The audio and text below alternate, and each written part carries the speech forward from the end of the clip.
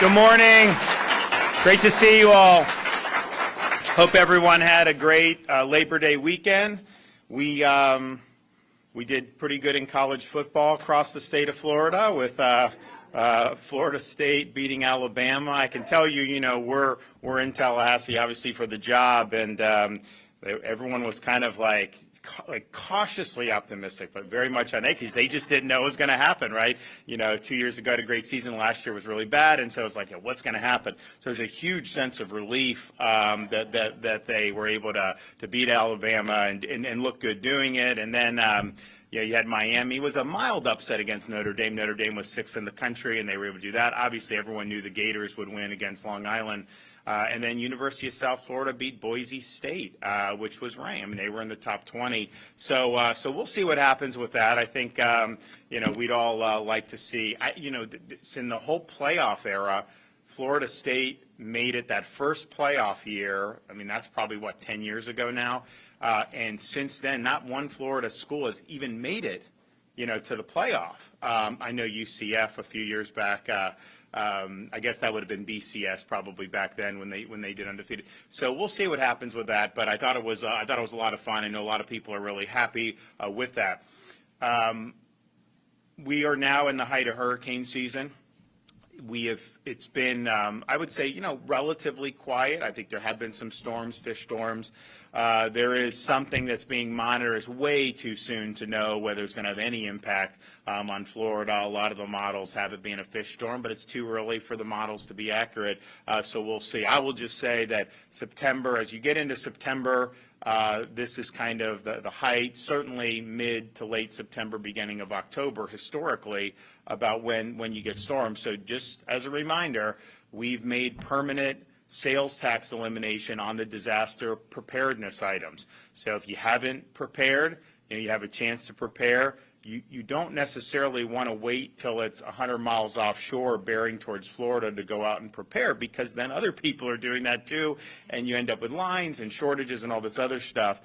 So we're monitoring all this stuff. Obviously, we would like to have a season where we don't have any significant impacts. I think that'd be good for everybody, given that we've had 6 major hurricanes in 7 years. I'd like to get back on that stretch we had the previous 10 years where we had no hurricanes, and these things do come in bunches, so that may be what happens, but we got to prepare. So I would just let people know, just understand the season and keep the information coming, and do whatever you need to do to be able to prepare should we end up having to mobilize accordingly. Well, I'm great to be here today. I'm joined with Florida's Lieutenant Governor, Jay Collins, the Chuck Norris of Florida politics.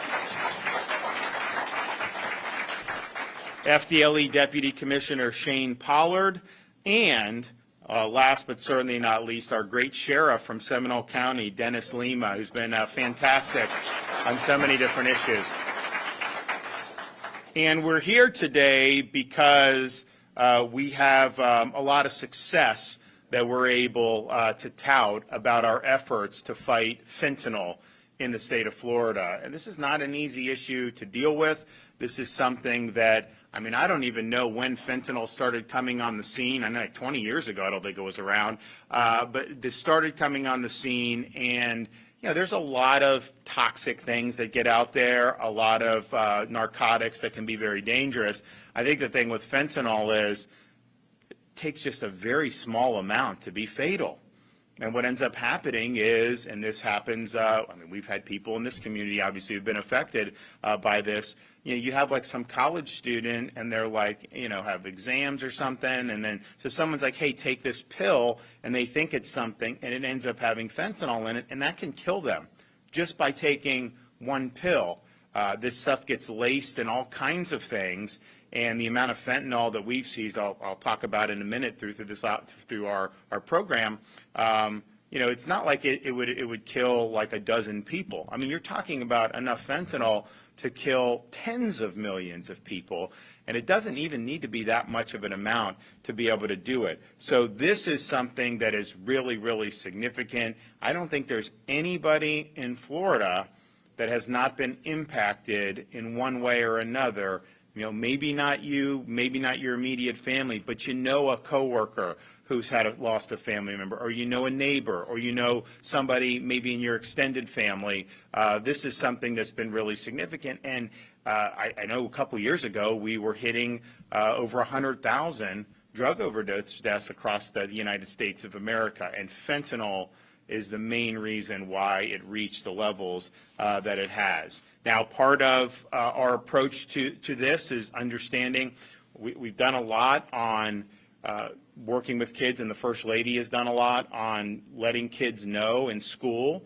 She has a program called Your Facts, the Future, about the facts, your future, about how damaging this stuff can be. And, you know, this is not like it was like in like the 60s, you know, some of these high school kids are smoking grass, whatever, like not that they should be doing it, but like now you smoke something, if that has fentanyl in it, it's like playing Russian roulette with your life. So the stakes are so much higher. And I know a lot of parents get very, very concerned about this. And so educating about the risks so people know that this stuff is out there is really, really important. And you obviously want to be able to have an impact on the demand side. We've also done our CORE program, which is kind of a full spectrum response to opioid addiction and opioid overdoses. You know, people can overdose, they get sent to the hospital, they get revived, they just kind of get put back on the street. Well, when that happens, you're likely going to end up using again.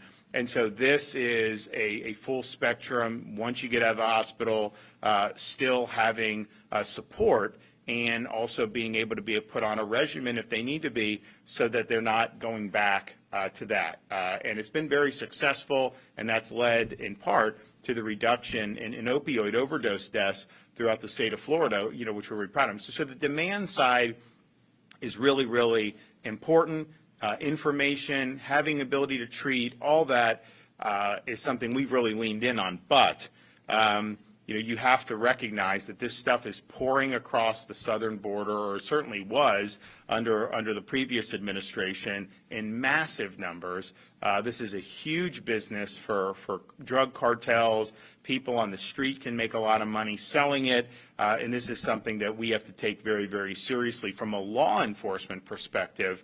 As we're working on blunting demand, as we're working on helping people who may be addicted, we got to throw the book at the people who are spewing this poison into our communities. And so in 2001, of course, I launched a number of emergency measures to help with the southern border that was happening in Texas, and they were able to do a lot of good work down there. And that was state law enforcement, state guard, National Guard, you name it. We also launched Operation Vigilant Sentry, which is our maritime operations to protect the peninsula of Florida from these vessels that come in, you know, illegally. And the Coast Guard has always been the one that's been in charge of that.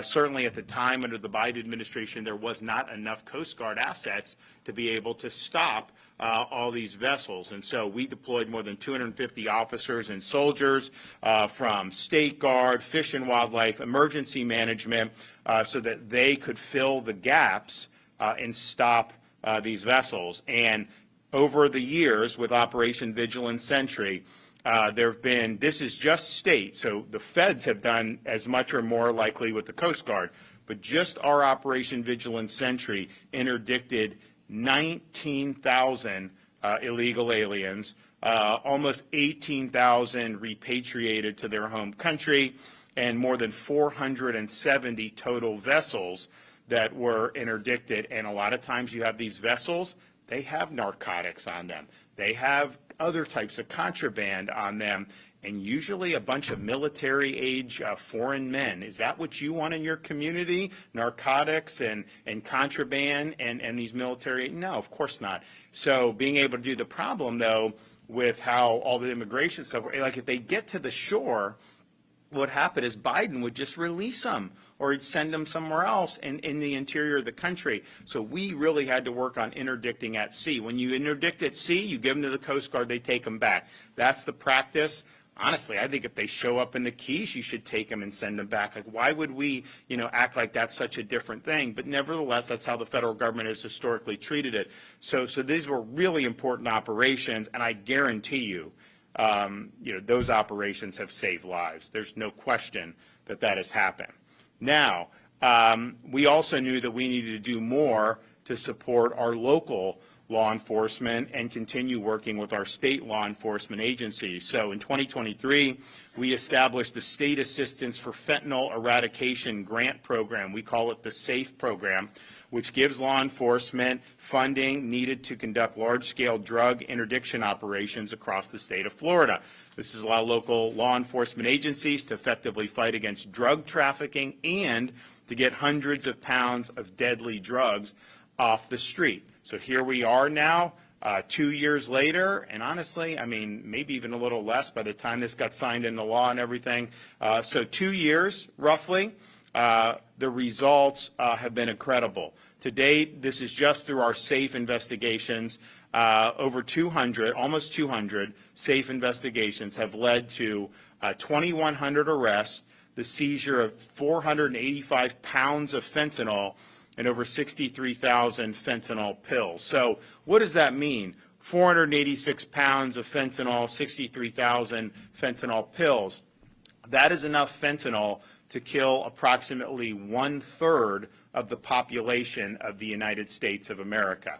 We have 330, 340 million people, so that's well over 100 million people that could be killed by that amount of fentanyl. So that's really, really serious business. And it's not just fentanyl, 545 pounds of cocaine, over 300 pounds of meth, 4.6 million in drug cash, 730 in drug-related firearms, and then 76 drug vehicles have been seized as a result of the program. So these are major cartel-linked operations that are operating in Florida communities, and our law enforcement is putting a stop to it.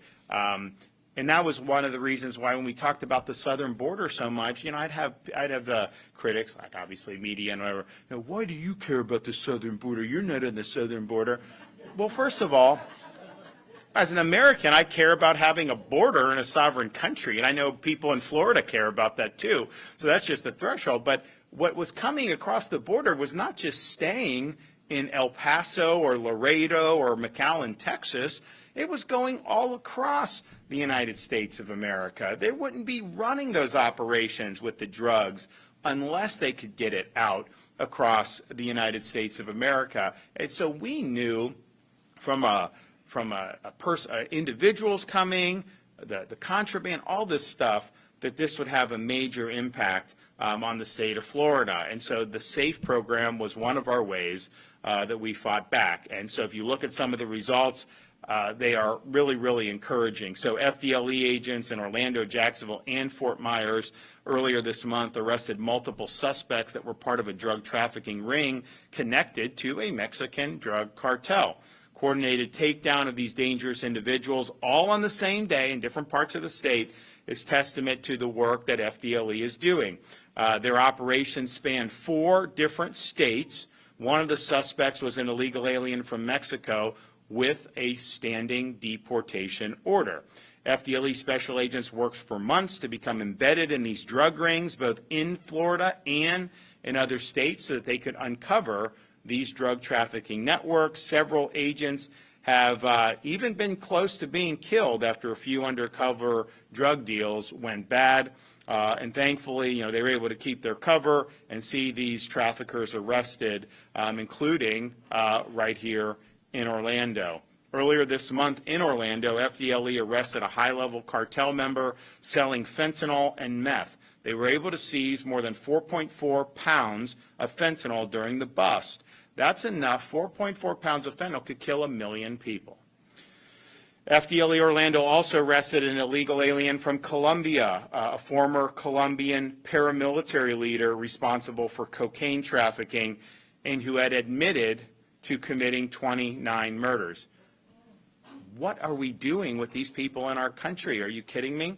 In South Florida, FDLE dismantled a fentanyl-laced meth ring that used street dealers at motels to flood communities. And then just weeks ago in the Florida Panhandle, an illegal alien and Gulf cartel human smuggler, previously deported twice, was arrested by FDLE and sentenced after being caught smuggling other illegal aliens from Cuba, Honduras, Nicaragua, and Colombia into the U.S. across the southern border during the Biden administration. So FDLE has really been tip of the spear on this. We appreciate that. But you've also had these local sheriff's departments that have done amazing work. So right here in Orlando, FDLE worked with the Orange County Sheriff's Office. They launched a multi-jurisdictional investigation known as Operation Burn, Baby Burn, that broke up a drug trafficking organization importing fentanyl from Mexico and from California. 17 arrests made, 6 pounds of fentanyl seized, 4 pounds of cocaine, enough fentanyl to kill 1.3 million individuals. Jacksonville, Operation Jacob's Ladder took down a Gulf cartel pipeline, sending monthly truckloads worth millions of dollars of meth, fentanyl, cocaine into Northeast Florida. Jacksonville Sheriff's Office and FDLE arrested 14 suspects, seized 164 pounds of cocaine and enough fentanyl to kill more than 1 million Floridians. Over 75 pounds of other drugs were seized, along with an entire tractor trailer and 13 firearms. This now incapacitated criminal group sourced its illegal narcotics from Mexico via Texas through the Gulf Cartel, whose leader is nicknamed the Friend Killer. Cartel presence in Florida is significant because for years the cartels have been known to be the Mexican drug cartels operating in the Sunshine State, the Sinaloa and Jalisco cartels, and they're both currently at war with each other. In Polk County, Sheriff Grady Judd's team, working with FDLE, seized 64 pounds of fentanyl in one case this June, enough to kill 14 million people. And they arrested cartel members tied to both of the Mexican cartels. This was the largest fentanyl seizure in the county's history. In fact, Polk County alone has seized more than 25% of all fentanyl captured as a result of the SAFE program. Polk's overall SAFE investigations have seized enough fentanyl to kill, in one county, 24 million Floridians. In Suwannee County, a rural county that often needs financial support from our SAFE program, FDLE worked with the Sheriff's Office to seize enough fentanyl to kill the entire county of Suwannee 43 times over. Rural sheriffs and their teams are often asked to do more with less, and SAFE gives these smaller counties the muscle to match big city cartels. In June of this year, FDLE and Suwannee County Sheriff's Office seized enough fentanyl to, as I mentioned, do significant damage in their county. So the SAFE program is working. This is something that we need to continue going.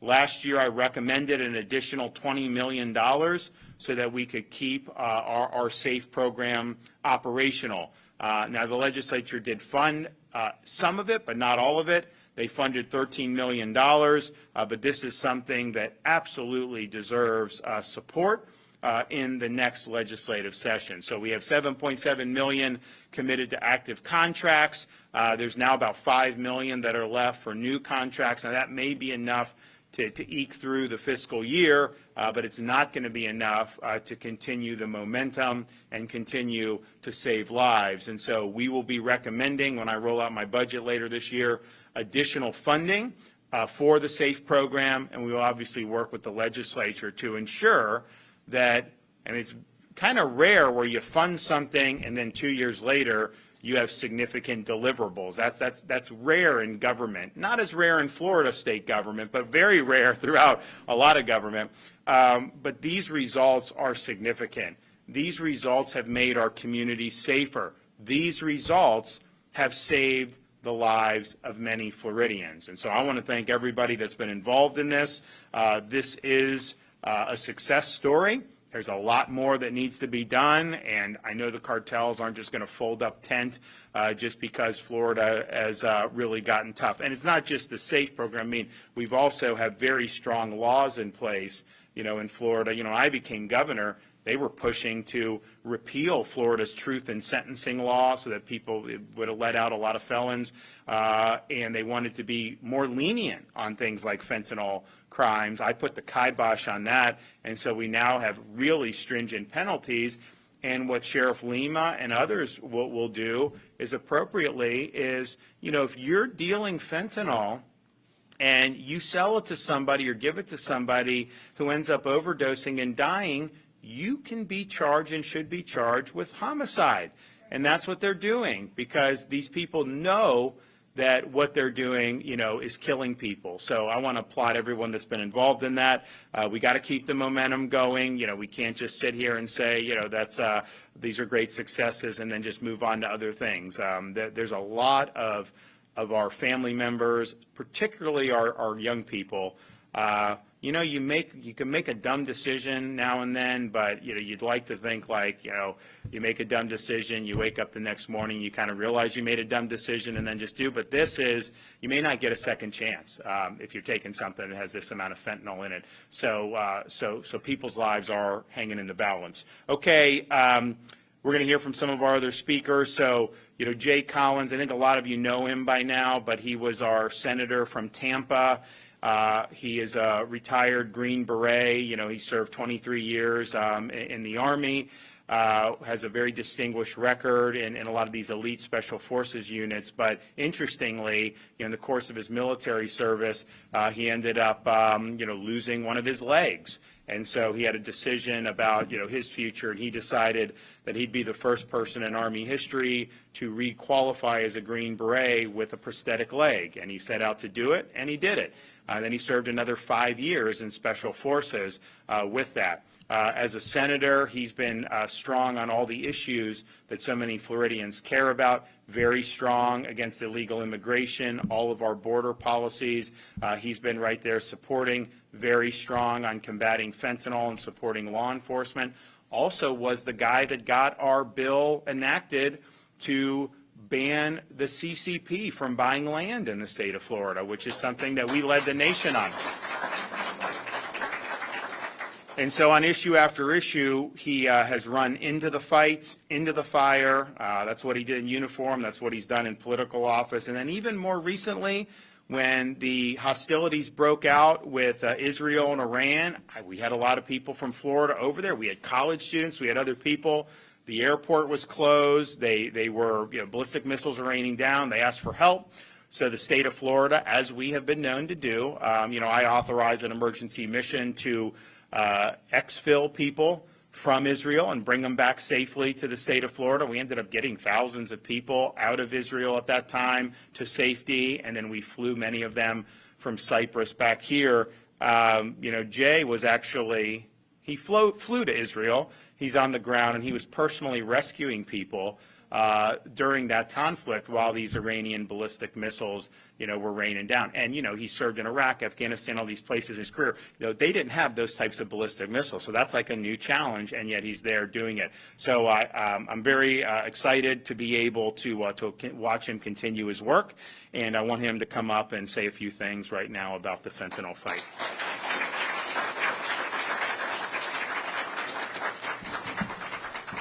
Well, thank you. It's good to see so many of you here today. And hard to live up to that billing, but I'll do my very, very best. First off, I want to address our law enforcement. Thank you for what you do in the community. It's not just the kinetic side of the job. It's what you do as community leaders, as beacons in the community that often I don't think we talk about enough. It isn't that primary risk. It isn't that secondary risk. It's also the gravity and the weight of what you do daily. That toll is also on your family.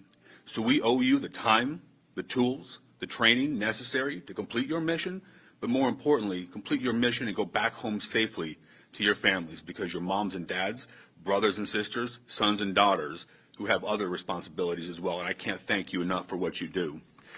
So you heard the governor talk about some amazing stats. That is good government. That is government focusing on things that matter, taking criminals out of our community, stopping the influx and inflow of criminals into our communities, and prioritizing people.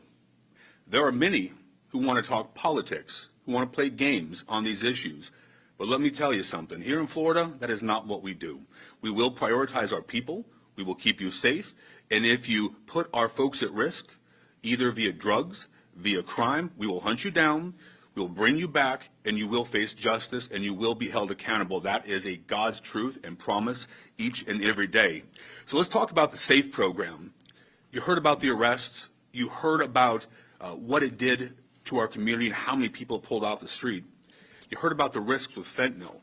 Think about those numbers. One of those was 24 million people could have been killed by the stash of fentanyl found. That's the population of Florida. How many times over? How many pounds are being pulled from this state? How many lives are being changed? How many lives are being saved because of the heroism of community leaders? So when we talk about having your back, we don't have your back when it's easy. We have your back 7 days a week, 365 days a year, 24/7, because that's how you serve the community, and I want you to know that our government does the same thing for you. Let's talk about what our FDLE leaders do.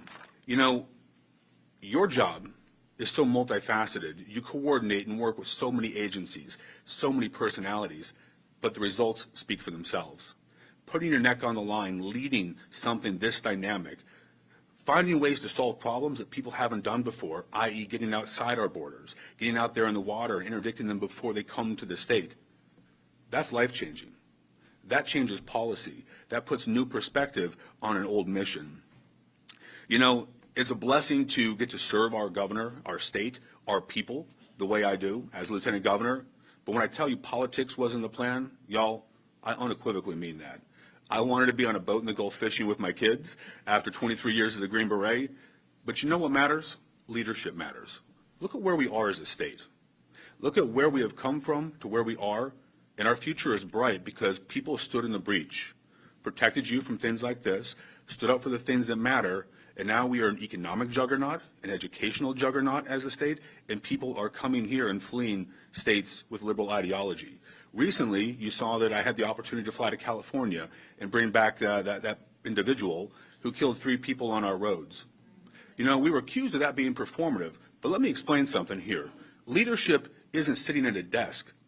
Leadership is getting out here and addressing the issues, getting out there and dealing with the problem firsthand. Now, I don't know what many people thought, but I wasn't really sure what Gavin Newsom was going to do, how California was going to stand up. Do you think they espouse our values? How many lives have been lost because of Gavin Newsom's failed policies, his inability to stand up for the American citizen? We're done with that here in Florida. We don't do it that way. We will never do it that way, and we are not going back because each of you, your families, your lives matter, and that is what we're focusing on right now. So just to bring this thing in for a landing, guys, if you put people at risk, if you bring drugs across our border, if you stand up and you push back against our law enforcement, we have their back. They will find you. You will be held accountable, and you will go to jail and serve your time because we care about our people. We care about the rule of law, and Florida is the shining city within our nation. We are that state that leads. Remember, when America wins, Florida is leading. We are those people. We led from the front, and we will not go back. So thank you.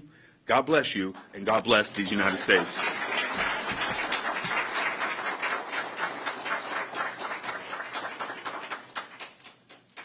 Thank you, Lieutenant Governor. Thank you to Governor DeSantis for being here today.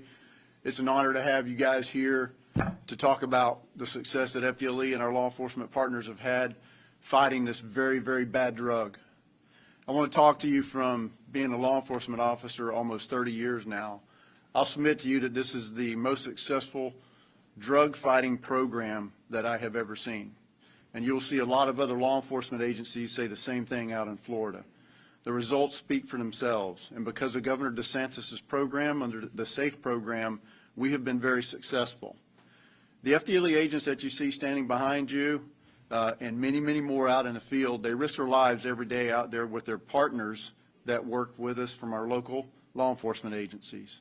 They get after it and they fight fentanyl drug trafficking, specifically cartel-sourced drugs. Fentanyl that is taken off the street came from across the border. We have direct intelligence that leads it straight to the cartels that have all been listed by the president as being terrorist organizations. There's been millions of United States citizens, hundreds of thousands of Florida citizens that have been killed by this drug.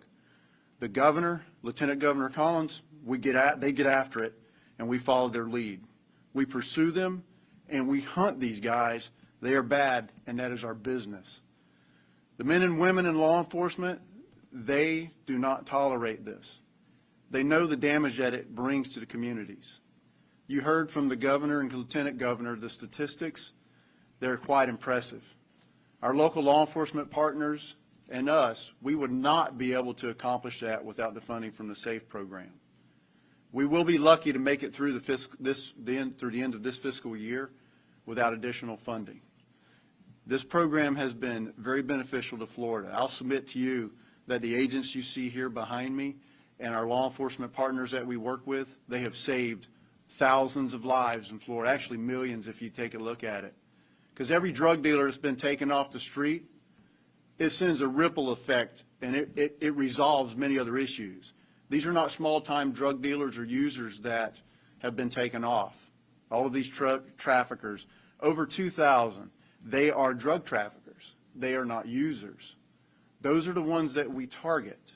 The funding that comes from the SAFE program allows us to identify those threats, zero in on them, and eliminate them from our communities. They get lengthy prison sentences. And it's not just a one-time hit for them. Many times these cases go into what we call racketeering investigations. And the penalty is severe for those. Decades in prison so that they cannot impact our communities anymore.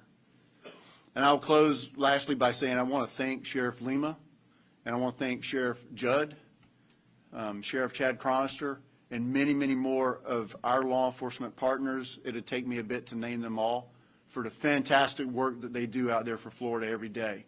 These guys, they really get after it, and it's an honor to work with them.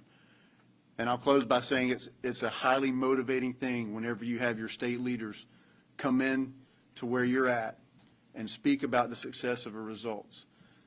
Thank you very much, gentlemen. I'll turn it over to you, sir. Okay, Sheriff.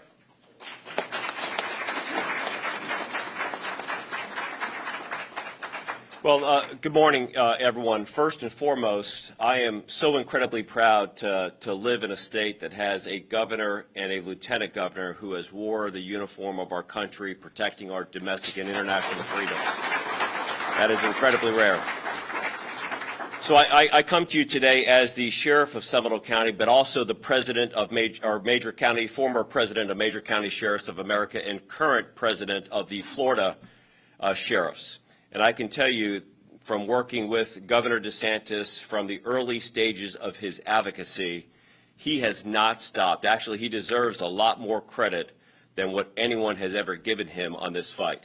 Not just him, but First Lady Casey DeSantis as well, because in the early stages of this, she clearly was all in on her advocacy to protect our most vulnerable of our communities, and that is our kids. And her work has been instrumental and actually has an effect across the entire country. So let's talk about some of the legislative efforts that Governor DeSantis made it as a priority and delivered on. One, minimum mandatory sentences for people who are trafficking in fentanyl within our community. That is so incredibly important. There was a law for the longest time here in the state of Florida that determined that a murder case had to meet a criteria of proximate cause of death.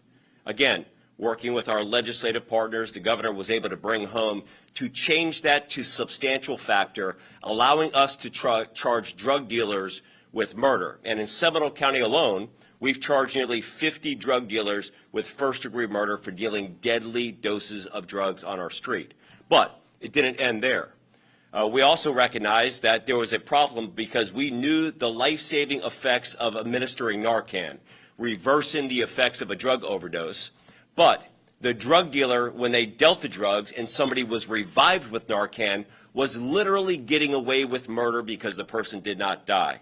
Not here in the state of Florida any longer. Now we have the ability to charge the drug dealer with second-degree felony culpable negligence when somebody, whether a private citizen or a public safety professional, revives somebody with the use of Narcan.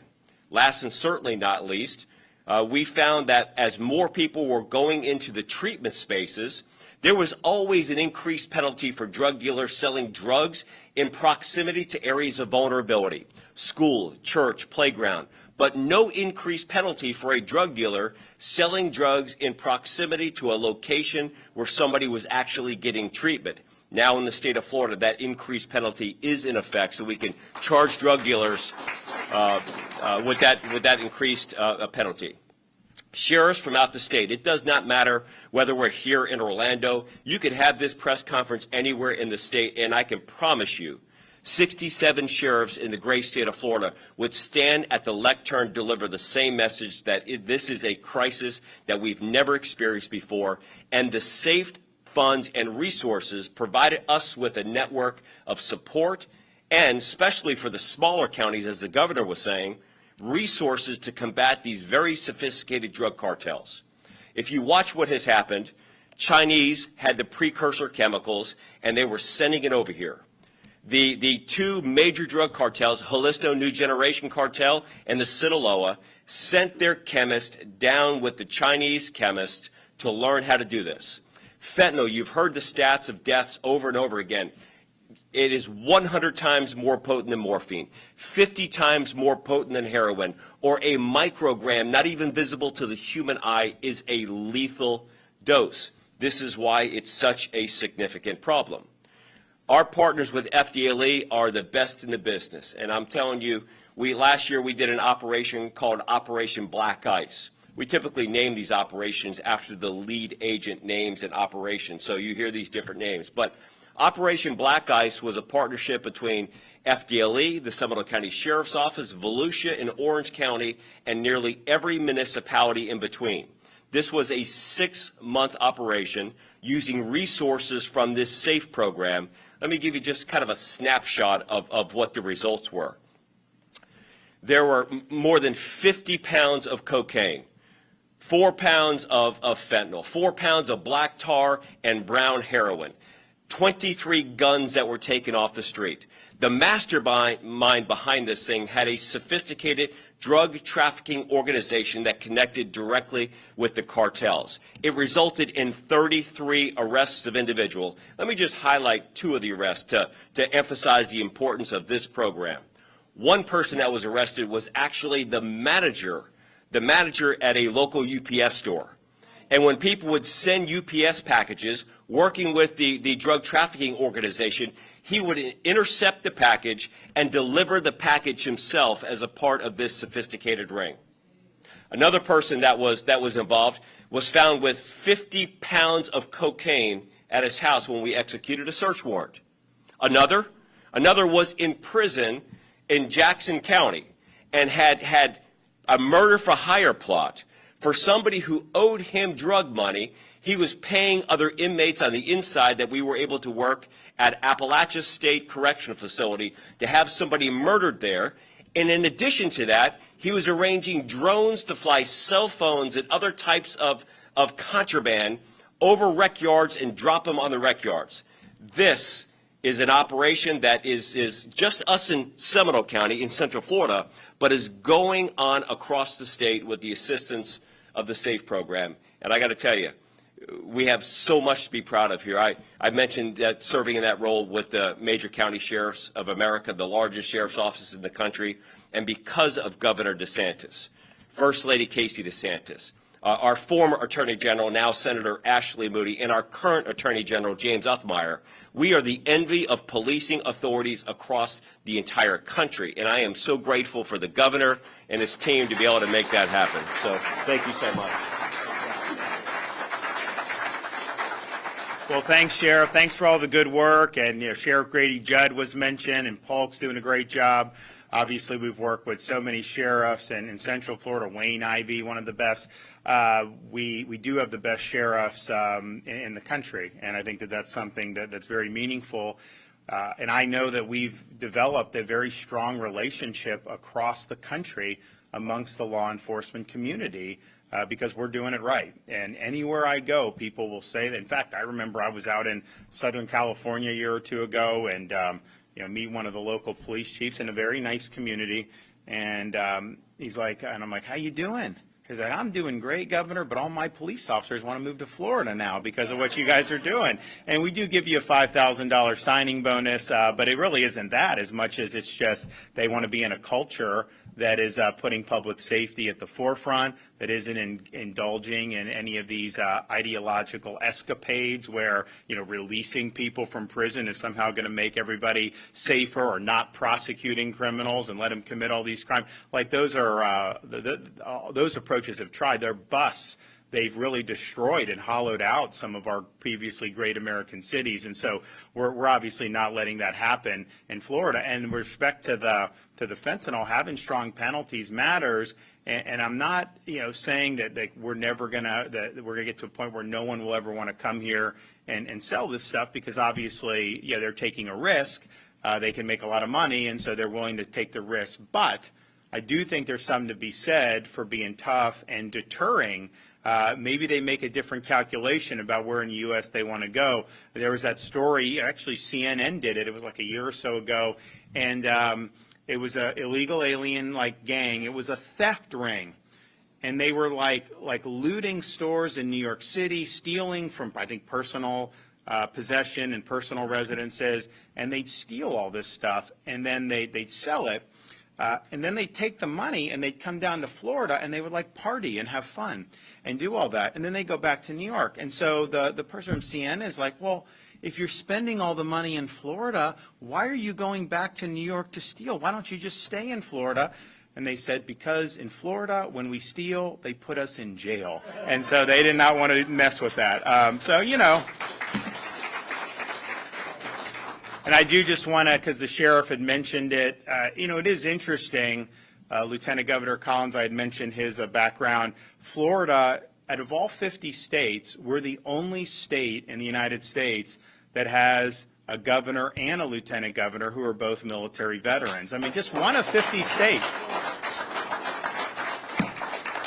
Of course, he doesn't want me to remind him, as a Navy guy, that, that Navy won the Army-Navy game last year, so we'll see what happens. It had been a little bit of rough sledding for a few years there, and then Navy they were underdogs, no question, and then kind of got back on it. But it's been interesting to see Army's program they have done very well over the last 10 years or whatnot, and so we'll be we'll do all we can to prevent open warfare from the governor's office when we have this year's Army-Navy game.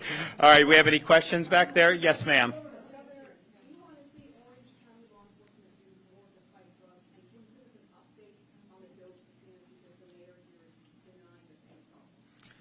So a couple things. So I would draw a distinction between rank and file law enforcement and the law enforcement agencies in Orange County and the state attorney in Orange County. She obviously is not gung-ho about doing what needs to be done. And, we've obviously held her accountable in the past. She's back. And so, we have to see. But I think that they are on law enforcement rank and file. I think a lot of those folks are working really hard. The reality is it takes two to tango on this. You could have the best policing in the world if you don't have a prosecutor who's really going to be strong on bringing these. Like, for example, Sheriff, how many homicide cases have you guys had with the fentanyl? Just shy of 50. Just shy of 50. If that were in Orange County, would they have a chance to have gotten all those charges, homicides? No way, right? She just wouldn't do it. Her approach is a liberal approach to, I would say, fighting crime, to basically her approach is to not be as strong as we need to be, and to have a thumb on the scale in favor of the defendants. So these guys are bringing people to justice. They're treating them like the murderers that they are in Seminole and Brevard and in other parts of Florida. You're not seeing that here. So I don't blame law enforcement for that, the people that are in the sheriff's departments or the police departments, as much as I think it's a function of the prosecutor's agenda.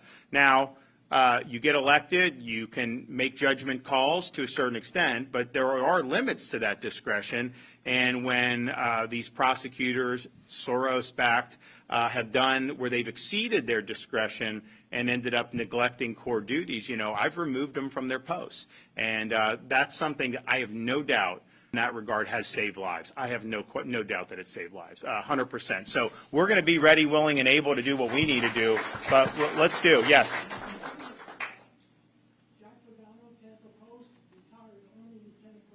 All right. Hooah.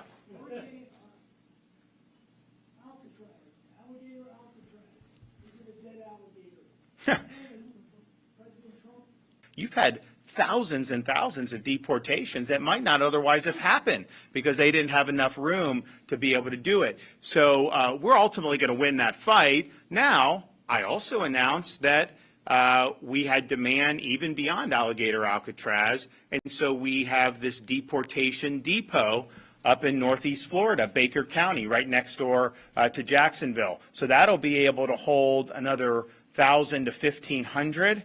Now, one of the reasons why we did Alligator Alcatraz is because that's an airport down there. And so they built the temporary facilities with federal reimbursement. I mean, I hear people say, oh, Florida is out this money. No, we spent money and we will get reimbursed. And getting illegals out, that saved you money because they are really benefit from a taxpayer perspective. I don't think there's any question about that, given all that's said and done. But there's the runway right there. So you literally, you go a couple thousand feet and DHS can pick them up and go. So that was why it was really attractive from an efficiency perspective. Baker County is not far from the Lake City Airport. It's just going to require loading people and driving, it's like maybe 10 minutes down the road, and then they can be flown out of Lake City. So that will happen. That will be good. We're also working because, we were up in Panama City, talking with law enforcement.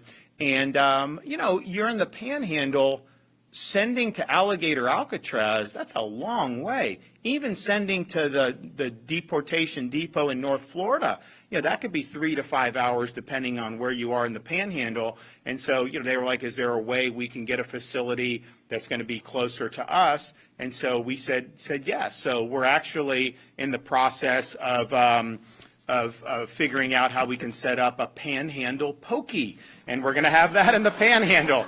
And so the mission continues. And so I think like some of the report act like, oh, well, DHS isn't sending any more there, therefore, no.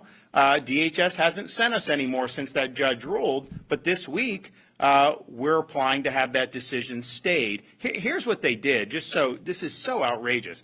So this is a Collier-Dade airport, and it's actually located in Collier County.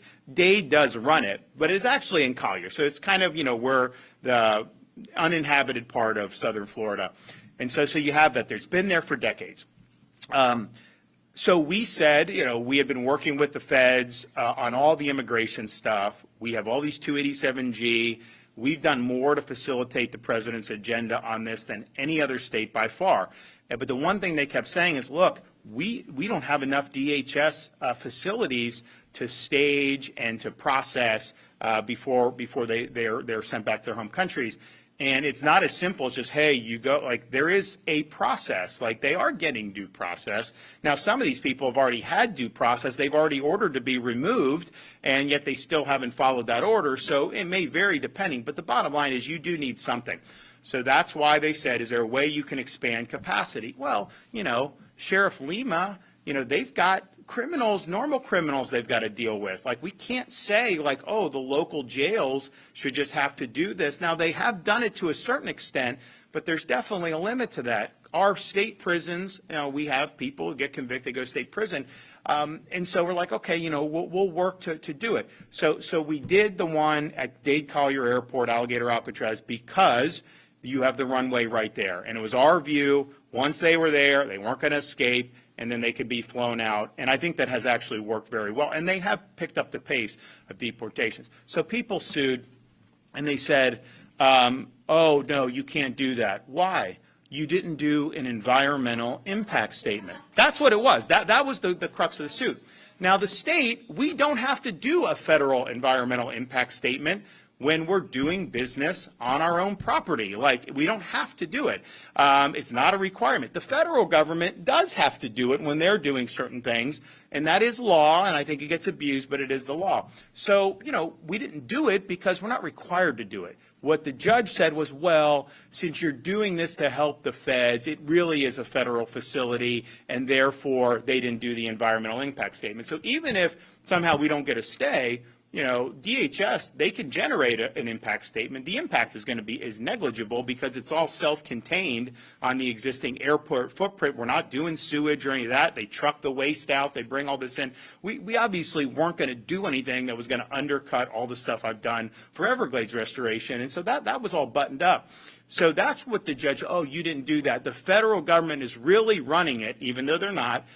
Therefore, they had to do it. So I do think we're going to win that fight, and I think that we'll have that. But we're also going to have deportation depot. We Panhandle, Pokey, and then we're also looking in other areas. And so I think the net of this, there's a demand to have way more than just Alligator Alcatraz. I mean, the reality is, if this judge's ruling stands, even if we continue with these other facilities, DHS will not have enough space. It will be harmful to the efforts. It will be harmful for the state of Florida. So we're very confident that they're going to do. And DHS, I think their position is, like, if a judge tells us not to send to that facility, then we'll send them other places. And that's fine. That's their prerogative to do. But it's still being operated. We're going to, and a lot of people have been taken out of there for sure. So I would just say stay tuned on that. The mission continues. We are going to ensure that the laws are enforced and that people here are illegally, particularly those who have already been ordered to be deported. We've got 70,000 people in the state of Florida alone that have final deportation orders that haven't been executed. Obviously, Biden wasn't executing any of this stuff. So just that, we need. But you need infrastructure to do it. So I think that that's all going to work out. The reality is, it's funny because, you have like a narrative when it was set up, and a lot of people in legacy media, but also on the left, oh, this is so bad. It's so bad that you have this. Then when a judge says don't send any more, they're like, oh, see, you're not accepting anymore. That's so bad that you're not getting. I'm like, which is it? Did you not want it, or do you want it? Do you want it to keep operating? So the mission continues. We'll supplant any hurdles that we do, but ultimately we're there to facilitate the mission, to help the federal government using our own facilities, using our own personnel or contract, however they end up doing it. But everything we're doing on this mission, everything we're doing is reimbursable from FEMA. So, Biden was reimbursing the hotels for housing illegal aliens in Manhattan. The Trump administration is reimbursing states for helping with the detention and processing prior to them being repatriated to their own country. And I think that's the way it should be. Yes.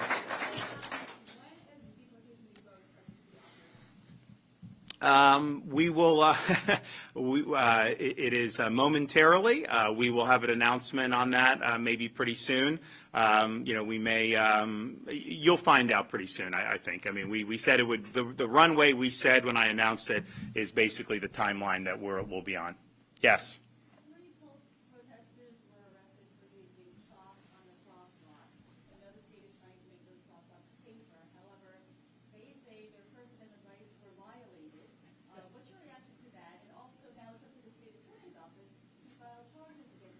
Well, you don't have a First Amendment right to commandeer someone else's property.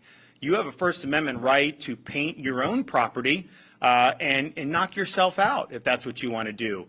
But when you have a state crosswalk or a state road, the law in the state of Florida is now that there's not markings or that's not going to be used for those purposes. FDOT issued a memo to explain that a couple months ago. Everybody's been on notice about that. But, you know, this is kind of an instructive civics lesson here. You do not have a right to take somebody else's property for your messaging purposes. Like, that's never been what the First Amendment has said. And, you know, we just got to be clear on that. And I'd also say, you know, I've approved a lot of money for a Pulse Memorial. Where is it? Why haven't they gotten that done? A lot of money has been frittered away over the years. I think I'm certainly supportive of an actual fitting memorial for people that were murdered that day. One of the most horrific mass killings in American history.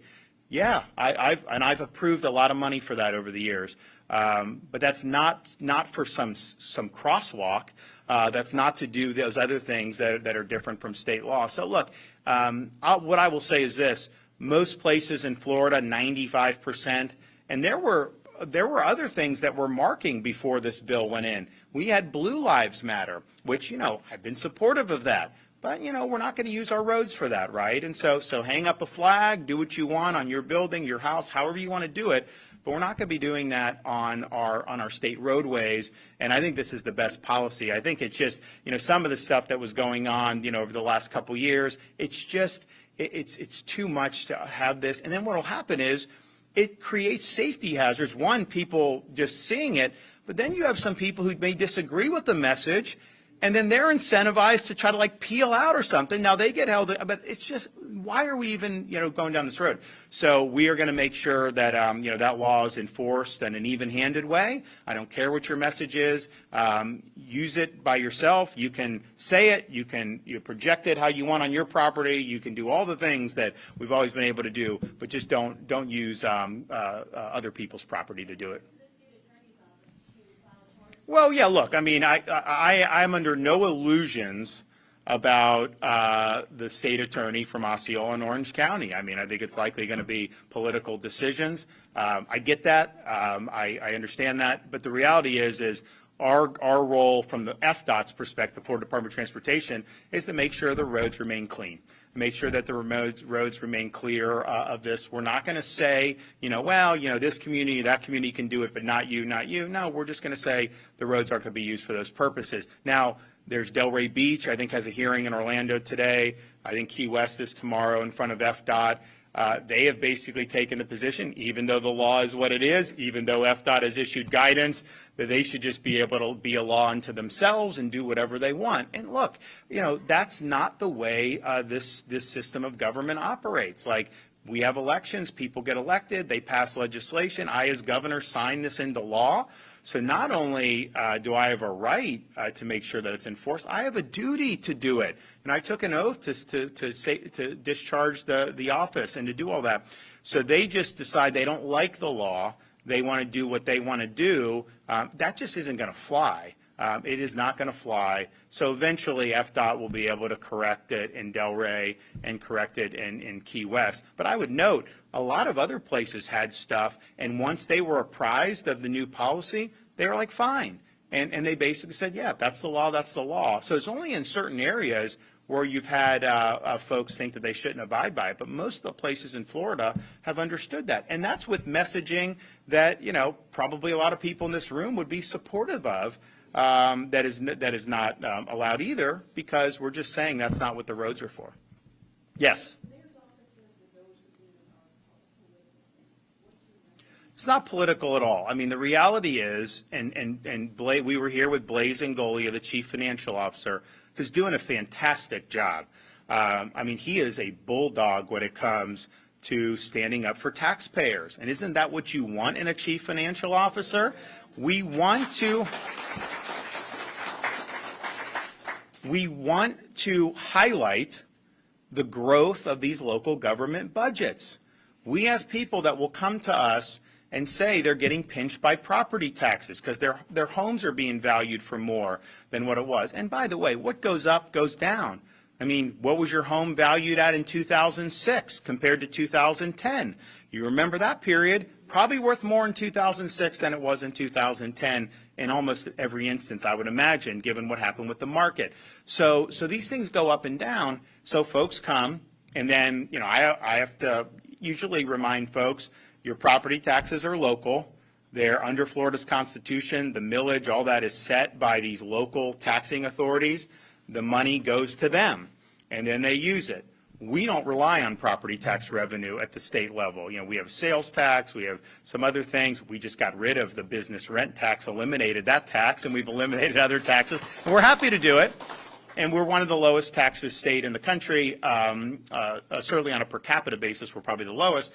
So you have that. So we are at a position where we want to be able to help with property tax. But it's not something I can just ask the legislature, hey, cut the millage, do this, do that, because they don't have constitutional authority to do the local taxes. That is your counties and your cities. So what we're going to do is we're going to place a question on the ballot that is going to allow Floridians to be able to vote themselves relief from property tax. And as I said, my vision is, you know, if you own your home, to truly own it, you have to own it free and clear of the government. You shouldn't have to pay rent to the government. And, you know, there'll be like, you know, people that are, you know, buying investment properties, like, fine, like, that's different. There's differences, but your personal home, you know, we really believe should not be subject to tax. It's an unrealized gain. And I'm just one that's like, you know, if you tax me at point of sale, like I buy a car and I pay a sales tax on it, but like for me to then just, you know, pay a tax on the value every now, cars usually when you drive them off the lot go down. Now during COVID, the cars actually went up in value. You'd buy a car, there was such a shortage that you could drive it off the lot and then you could even flip it for $5,000-$10,000 profit because there was such a rush to buy vehicles. But that's our vision. So. And of course, so what do people say? Oh, that can't be done. You can't do that. And my question is why can't it be done? Look, the first place we went to with these audits was Broward County, Florida. They got 1.9 million people. They've had no net population growth over the last 5 years. Their budget's increased 60%. So the question is okay, why is it increased 60%? That's the whole reason that we're doing the DOGE, and we're also doing it on state agencies and our state universities. And we're looking at a whole host of things, not just spending. We're also looking at some policies of universities, and we're looking at how certain things are done in practice.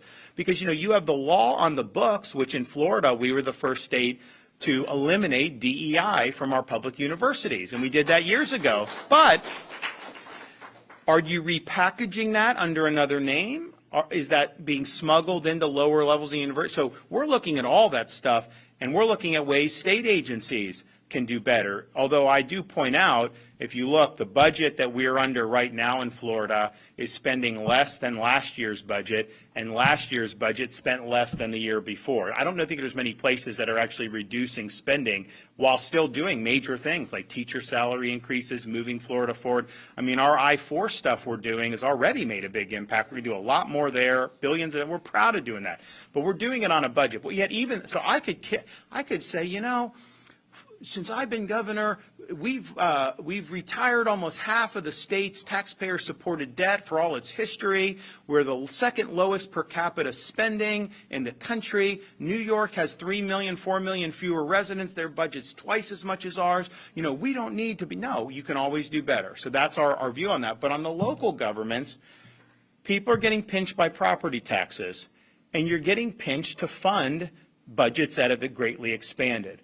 So the question is there room to be able to give you the property tax relief you want while pulling back some of the bloat that's happened over these last 4 or 5 years? And so the DOGE efforts are really, one, standing up for taxpayers, but two, letting people have the information about where their money's going when they're having to pay property tax every year.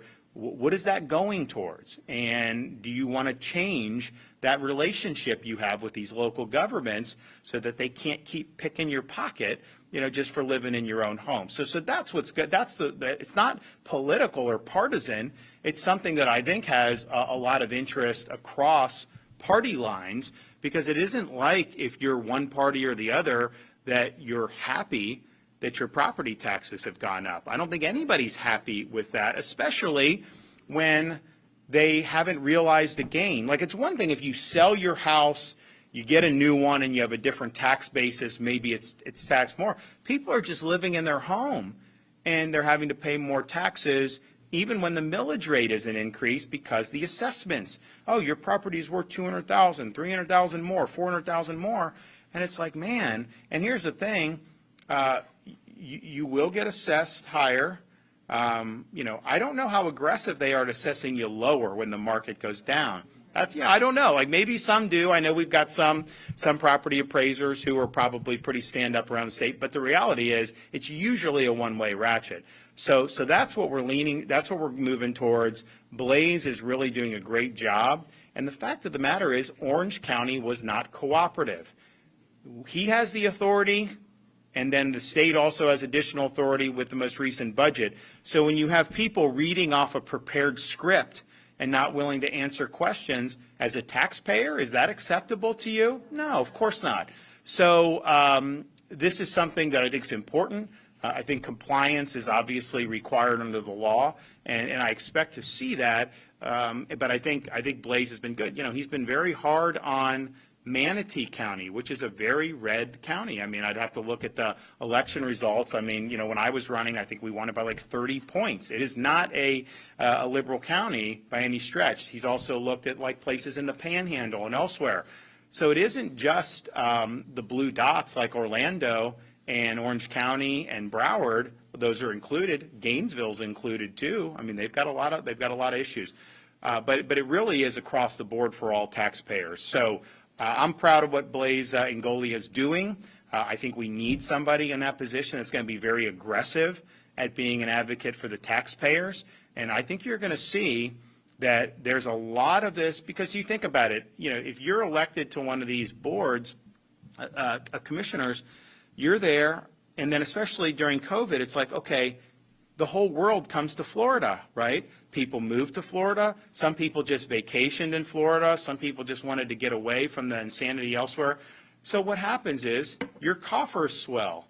So they're getting, property values are going up. People are buying homes, a lot of times sight unseen. You go back to like 2021, 22, people were buying homes without even seeing them. They'd be on the market, and like an hour later it'd be sold. That was happening frequently in Florida. And so you had this rush, and then they're buying homes, and the values are going up, and the prices are going up, and that means more money is flowing into these coffers. And so how many of the local governments responded by doing really significant property tax reductions? Not very many did that. They basically spent the money. And there's also other things about, do they put money away? What do they have here? All this other stuff. So people deserve the truth on this, and I think that the audits that Blaze are leading, we've called it the Florida Agency for Fiscal Oversight, our FAFO audits, and I think it's something that's really, really good for the people of the state of Florida. But you got to stand with taxpayers. I mean, we're the free state of Florida because we respect taxpayers. We do that at the state level more than anywhere, but we need to do it at the local level as well. All right, thanks everybody.